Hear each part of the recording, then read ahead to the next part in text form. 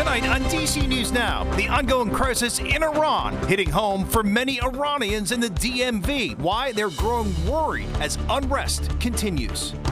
A growing memorial outside a high school in Northern Virginia, remembering a student hit and killed. It just hurts my heart to see that, the community is obviously grieving. We're now learning the driver works for the school department.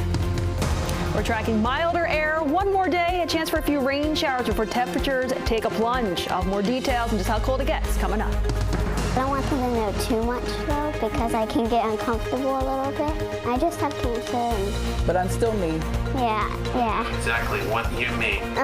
And in a DC News Now exclusive, we take a look at how one family has an unbreakable bond after fighting incurable sicknesses. You're watching the station covering all of the DMV. This is DC News Now. Hi, everyone. Thank you for joining us tonight for DC News Now at 9 o'clock. I'm Chris Flanagan. And I'm Susan Tran. A video of demonstrations showing burning buildings and large groups in the streets. The rallies started in late December. The protests to the country's poor economy, free-falling currency, and overall dissatisfaction with the regime there in Iran. Yeah, and right now, many Iranians here in the DMV, they're unable to reach family and friends as the government cut communications. Demonstrations continue around the world and here at home. DC News Now's Daniel Hamburg joining us live tonight outside the White House. And Daniel, the president says that help is on the way. What would that look like? Susan and Chris, we don't know what help is on the way really would entail, but the president has previously threatened strikes on Iran and is imposing tariffs. He also says that he posted on Truth Social that he told Iranians to keep protesting and that he canceled all meetings with Iranian officials until the senseless killing of protesters stops. Since last Thursday, communicating with people in Iran has been nearly impossible. Khosrow Isfahani spent days not knowing if his family was safe. Literally 30 minutes ago, it was the first time that I could hear my mom's voice. It does something to you. He left Iran in 2021, but his family and friends still there. Security officers go around with loudspeakers shouting that if you leave your apartment, we are going to shoot and kill you.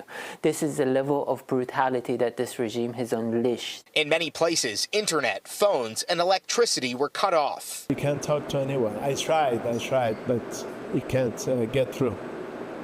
The internet is down.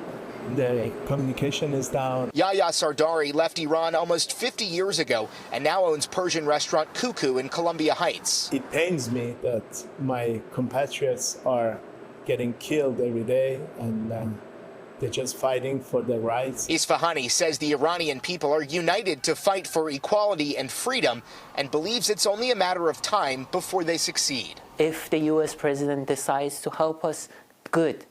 It's going to happen sooner. But this nation has risen up. It has the resolve to take back its homeland, and it's going to do that. Now, Iran's ambassador to the UN has called Trump's comments interventionist rhetoric. He also says the president's comments encourages political destabilization while inciting violence. Outside the White House, Daniel Hamburg, DC News Now. All right, so much uncertainty there. Daniel, thanks. Coming up all noon at 9:30. Well, more on how the president is responding to the upheaval in Iran and what it could mean for the U.S. economy.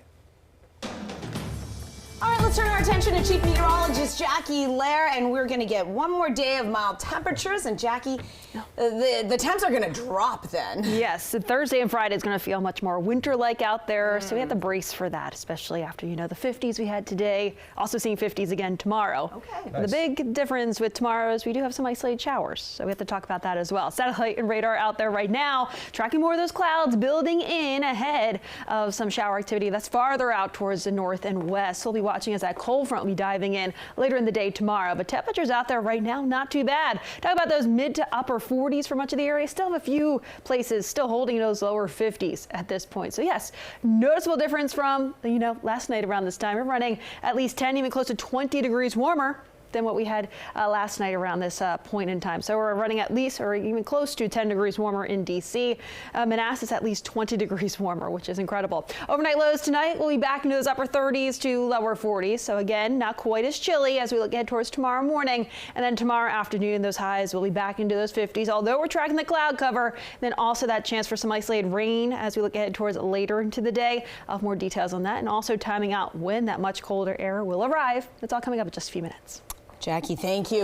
Developing now in Northern Virginia, there's a growing memorial near Loudoun County High School for a student who was hit and killed this morning.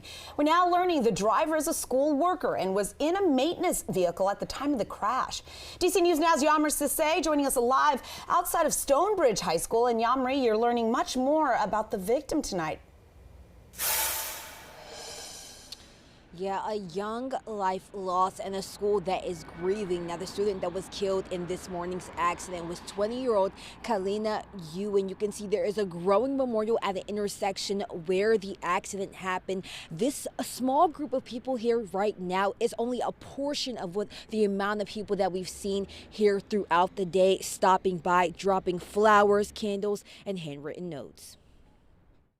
I always saw her and she always had a smile on her face, and that just brightens my day. That's how 20-year-old Kalina Yu is being remembered. Someone who brought light, laughter, and kindness to those around her. My son's name is Josh, and she would always call him Joshy because she knew that he hated it. And so, I don't know, like that. It just shows the type of person she was. Apparently she was really, really friendly, very huggy, would go around hugging everybody. And at Stonebridge High School, that absence was felt immediately. You saw everyone crying, classes were dull. No one really wanted to be there. A lot of people left. It was just a hard environment to be in. Deputies say Yu was hit and killed Tuesday morning near her school. The crash happened near Claiborne Parkway and Portsmouth Boulevard, the same spot where many are now leaving tributes in her honor. Investigators say the driver worked for the school system and was driving a school maintenance van at the time of the incident. And this tragedy is bringing up concerns about pedestrian safety in the area. People just don't respect speed limits or they're not paying attention. We need to have greater protections put in place in terms of traffic safety. For this Ashburn community, they're leaning on one another as they navigate this tragic loss. We should cherish the memories that these people, brought to the community, and I think it's important that we stay strong. Yeah, as you can see, several people are still out here. There's candles, there's bears, there's flowers. Many people just kind of pondering of what took place this morning, processing the news. But this is a grieving community at this time. Now, this is an ongoing investigation. There are some school mental health support for those that are struggling at Stonebridge High School as well. We're going to continue to follow the story and bring you the latest. For now, reporting live in Ashburn, I'm Yamri Sisay, DC News Now. Yeah, so heartbreaking out there, Yamri. Thanks. Meanwhile, all new tonight, D.C. police looking for a suspect who broke into a business in Southeast late last month. They say the man made his way into a store on Martin Luther King Jr. Avenue just after midnight on December 28th. You can see him here break the glass on the door. He then appears to take the whole drawer from the cash register as he heads out.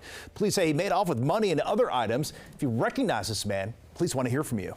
Now to a scare in Maryland this morning. Reports of a person armed at the Bowie High School campus had students sheltering in place. Now, police arriving on scene to the Performing Arts Center there on the high school property and says the suspect had left the area. Now, investigators later found the person is a student at the high school, interviewed that person and determined no crime was committed and there was no weapon found. Everything is still in the investigation at this point in time. We have no evidence to support any student that was armed in the building or on the campus. Police say this is an ongoing investigation. DC News Now is your local election headquarters. Polls now closed for voters deciding 2 Virginia House of Delegates seats. The 23 are open as delegates prepare to join Governor-elect Abigail Spanberger's administration. Democrat Gretchen Belova wants to represent District 11. So does Republican Adam Wise. That seat represents the city of Fairfax in Fairfax County. Meanwhile, Democrat Margaret Franklin taking on Republican Verndell Robinson in the District 23 race. That is in Prince William and Stafford counties. Fairfax voters telling us what brought them out to the polls. So I'm concerned. I'd like to see some new blood and I'd like to see some new thinking. Elections officials say turnout was slow but pretty steady. They point out some voters are confused by the number of special elections with different dates.